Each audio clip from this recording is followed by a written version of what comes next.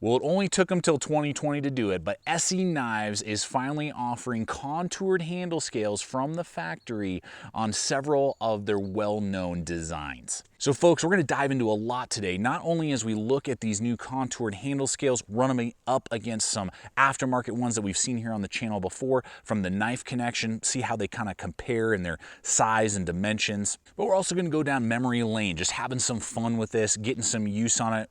We'll talk, in-field usage, because I've had several months now with this new version with the contoured handle scales, and just talking concept, what is a midweight survival knife. But I also want to answer the question, is this still the knife that I recommend to people and recommend to you, the viewers, when you come to me and you say, hey, I'm just looking for a super reliable midweight survival knife. In the past, it's been one and done, easy, pick up the ESEE6.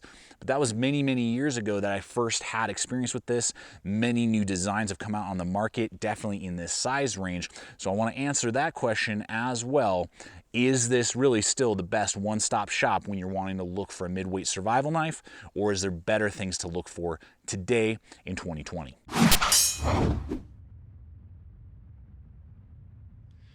So as we're just sitting here in a nutshell, I'll just touch on a few aspects of what I believe and what I look for in a midweight survival knife. Now, there are big, heavyweight survival knives. There could be, I would say, anything really over a pound. Then it starts to get in kind of a heavier weight, and you may not be carrying that like on a day hike, or you're maybe backpacking, 15 miles, 12 miles, something like that. It becomes a weight, a load that might not be worth carrying, and then you'll be less likely to carry it.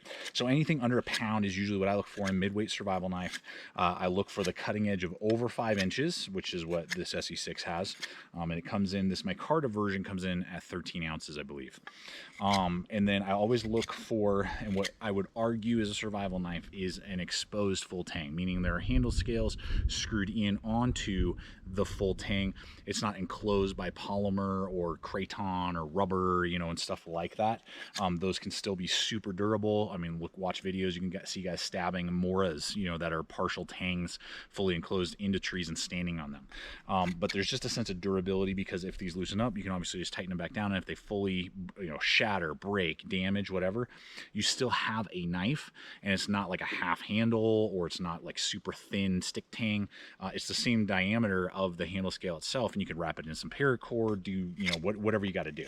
And then the final thing that I usually will look for in a midweight survival knife is what's the type of steel. I prefer, particularly where I live, we don't have a ton of humidity, high carbons. High carbons are usually, when treated well, and these ESEEs particularly are usually better conducive to shock. So in a survival situation, like hitting something, they're getting beaten on, doing things maybe beyond what they're really intended to do. So high carbon steels, and they're usually, for what I've found, a little bit easier to resharpen than most stainless steels. So this is 1095, so it is prone to rust, but it's very easy to resharpen the field. It'll hold its edge decently. I mean, you could literally use like a river stone and resharpen this edge if you had to, or ceramic rod will usually get almost any damage out of a high carbon steel blade, versus some of these super steels. Yeah, they'll hold their edge forever, but you're not going to be able to sharpen them out in the field, or it's going to be very difficult if they have a chip or they start to dull on you. So guys, even though this is a 3/16 inch thick blade, the full flat grind does make it a phenomenal slicer. And for this size of knife, there are a few this thick, this large, style survival knives that can do what you're seeing right here just out of the box. This is a factory edge, and you can see here how fine I'm doing that. I mean, that is like all day. I mean, that's like paper thin right there. Look at that. And so it's just the way that the ESEE6 has been designed, where it starts contouring to a belly right here. You got that massive belly, that great choil. This is about the smallest blade I prefer to have a choil on. Then I want to, the bigger the knife, the more I prefer a choil.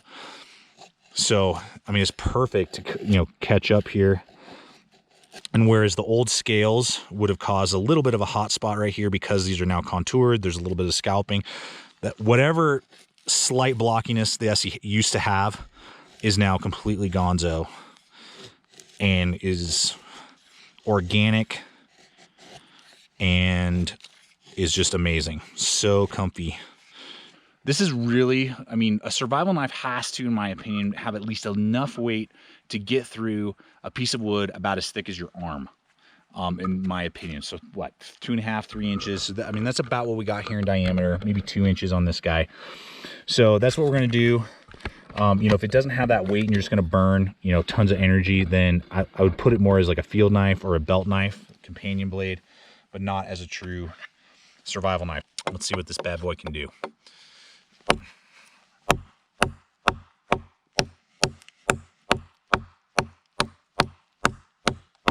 That new contouring with that little bit of a flare definitely gives it a little bit more to grab onto, which is a good thing.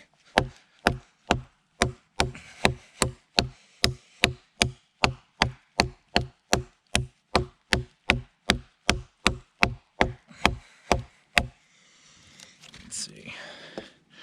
Yes.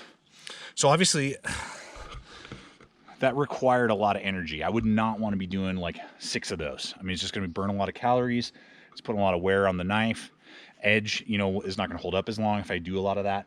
But the benefit is that if I can do that maybe once or twice to either split kindling for a fire just to get it going if I needed to for some reason, if I'm making a spear, you know, and it's a smaller, thinner piece of wood in diameter.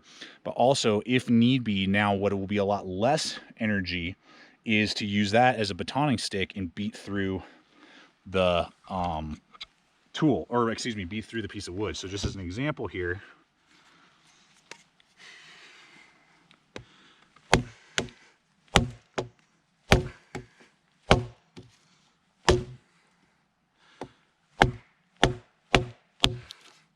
if I had to take down a bigger piece of wood for some reason, this will require a little less energy.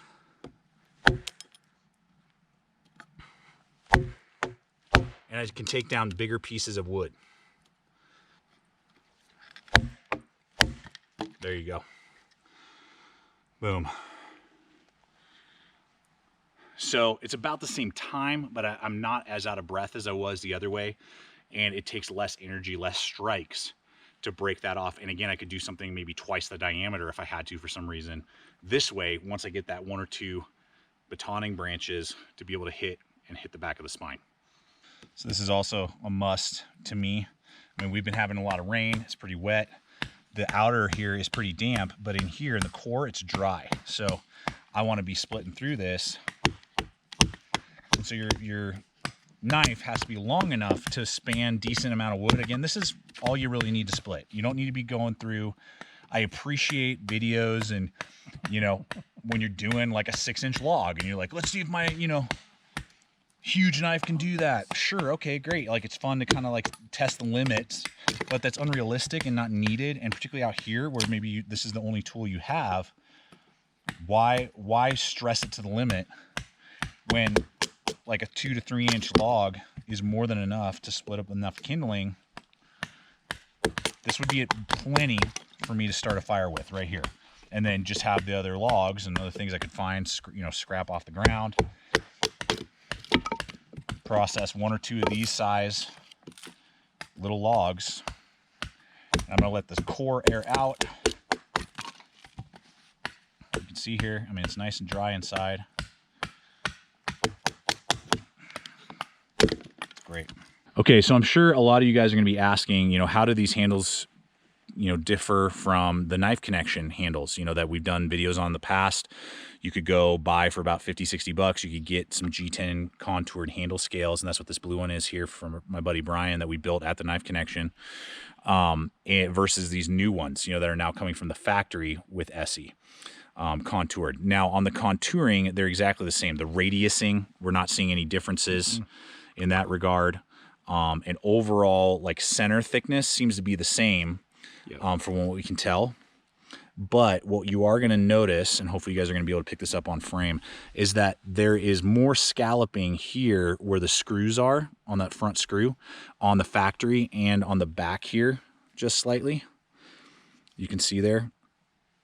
Than on the Knife Connection ones. The Knife Connection version seems to be a little thicker throughout and just have a little bit of a swell. It does contour back in here just a little bit, but there's no contouring at the front end, and just seems to be slightly fuller overall. And so for me, With large size hands, I don't really notice a difference one way or the other. Yes, I can tell that the ESEE6 knife connection versions are fuller, which is good, but that doesn't mean that the factory ones are any less comfortable or, oh man, they're too thin. Not at all in any way, shape, or form. But Brian, with your extra large hands, what do you can tell a difference? Totally. For you? Yeah, I mean, because obviously that's one of the biggest issues I have with most blades, especially fixed blades, is kind of the contour of the handle. For most people it doesn't really matter, but I like to be able to have a little more, under these, especially my back two fingers, just to be able to have a little more handle to hang on to. And even because that's really a fulcrum point too, like if I'm chopping or something on it, it's going to be back here. It's not really the front of the blade or the front of the handle. But yeah, it just seems, I mentioned that to Aaron when I saw this handle, and even the texture of it, this is a little more slick than mine, obviously just because of the texture, because of what it is. And I really love my blades, so that's why I love the blue as well. Right. So they're very similar, but you will find slightly thinner scalloping on the factory ESEEs versus the knife connection contoured handles will be a little bit thicker, fuller overall. So depending on your hand size and what you're looking for, that might be something you want, or it doesn't matter. All right, guys, let's go ahead, take a brief moment before we kind of hit competitive options and just talk through that, because that's definitely going to be a big part of this video, is the sheath. We got this polymer sheath, completely ambidextrous, clicks that blade really nice and solid into place, not going to fall out. Very, very good. I've never had a need to really upgrade it. Kydex, I kind of like the feel of Kydex better, but this is actually better in cold weather environments. Is what I'm told, and that's why they went with that particular type of polymer. And zero issue. And so you're getting a complete package. Nothing needs to be upgraded. You're getting USA made 1095. You're getting the contoured now micarta or G10, depending on what your preference is. And then you got the polymer sheath that needs no need to upgrade unless it's something you want to do. All of that comes in at right around $130, sometimes plus or minus $5, depending on who, what, when, where, why. We'll have tons of links for you guys below if this knife or some of the competitive options is about to run in for you guys connect with you. I paid $130 for this, and obviously I think that is a great value, and that's what we're going to weigh here as we're about to look at these other blades of value. So keep that in consideration. But we do appreciate it if these designs connect with you when you do purchase. It helps me literally buy this knife and knives like this to test and review for you guys, the viewers. So as an example, you can get an $80 BK7, slightly larger. You could argue because of the high saber grind clip point, maybe a better combat knife. $80, but then you're gonna have, it comes with really slick Gryvery handle scales that I have to upgrade. So you're gonna pay at least $50 to upgrade to G10 or micarta, and that's with a cruddy nylon sheath. And then you got to go get like an AZ Welke. That's what I have here. I'll have a link for you guys below if you do want to check out whatever blade with Kydex.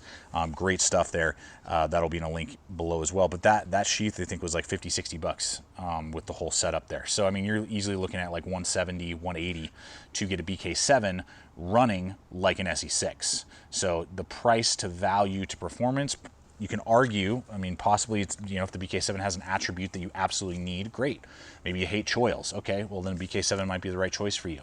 But you're going to pay significantly more to get it run like an ESEE6. So that's something to consider there. Then maybe on the flip, here is a phenomenal midweight survival knife. And I would argue that the blade shape I actually prefer a little bit more because of the high saber grind. The Top Silent Hero, they now have 2 different handle versions. Comes with a nice leather sheath. I prefer polymer when I have a choice, but that leather is decent. It's going to be about $150 to $160. Just kind of depends on who, what, when, where, why. And this handle, though contoured, is thinner.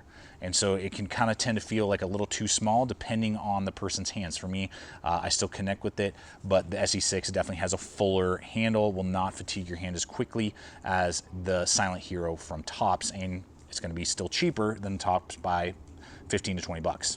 Okay, I think probably the knife that gives this one the biggest run for its money, I would say, would be the Work Tuff Gear Elbrus. We recently did that. Going to come with a Kydex sheath. It's going to be slightly longer, has very similar contoured handle scales. These are G10. That's all that they offer at this point in time. Finger choil. This actually has a blade shape that I kind of prefer a little bit more, with the high saber grind and the slight swedge there, around the same thickness. The things that make the ESEE6, again, just the one-stop shop, is that you can only right now pick these up over on Amazon, and it's really hit or miss if they're available. Otherwise, you got to go over their website, and you do have to pay quite a bit to get them shipped from the website, because these are made in Taiwan. Now, they have great fit and finish, great quality control. I mean, it is a phenomenal blade, and it's going to cost you about the same. It's going to be about $130 to $140 for this knife. Now, the steel is SK85 Japanese steel, heat treated, differential heat treated very well. I would say very competitive with the 1095 from ESEE, but it's also not going to have a lifetime warranty. So I'm going to be paying the same or more. It's a little bit heavier. It's about 14 ounces, so now it's heavier. And not made in America, that's part of it. And the availability is not there at this point in time. And the no questions asked warranty of ESEE6 is of the ESEE, and any ESEE, is mind-blowing. And even the contouring of the handle back here, I kind of prefer for hacking. This bird beak tends to be a little bitey and cause some shock in your hand when you are having to delimb that aspect. So very, very good. Very, very close and competitive capability, but the ESEE6, for again, that's still one-stop shop. Alrighty, folks, the ESEE6, moment of truth. We've talked, we've discussed, we've broken it down. I've shown you competitive options. Sure, you can go 1,000 different directions. You know, if you want more stainless steel stuff, you know, you can go in a different direction. If you want certain types of grinds, or you're willing to upgrade, you know, and get an aftermarket sheath, you know, or maybe, you know, get different types of handle scales. There are lots of options out there that you can go with. But if you literally want to log on to any website, regardless if it's Blade HQ, Amazon, GP Knives, Smoky Mountain Knife Works, or any of the others, and you're like, I just want to drop something in my cart, have it show up at my house a couple days later, and go out and know that I'm going to have a lifetime of not only reliability, but usefulness and capability, it's still the ESEE6, guys. It is. It absolutely is. And even more so now with these contoured handle scales from the factory. It's still the ESEE6, guys. That's why I threw down my money to buy this one. And that's why I would recommend any friend, family member, you, the GT family, this knife, and particularly more than ever with the contoured handle scales, when you are looking for that one-stop shop midweight survival knife that's not going to break the bank. So, guys, thank you so much for coming over today, checking out the channel. I hope this video has been fun, entertaining, maybe giving you some data and info that you need to make a wise choice. Always love hearing from you guys. What's your perfect midweight survival knife? What's the midweight survival knife that you most recommend to friends and family? I always love hearing that stuff, and gives me food for thought, and maybe competitive options down the line, or series that I can do, or other videos I can do. So just appreciate you guys so much. Check the other video popping up. I invite you to subscribe again if you're not a current subscriber. We're throwing up content like this every single week. Check us out on Instagram, Facebook, growing there all the time. Have behind the scenes stuff, projects I'm working on. And guys, always remember, stay equipped, stay prepared, and we'll see you out there.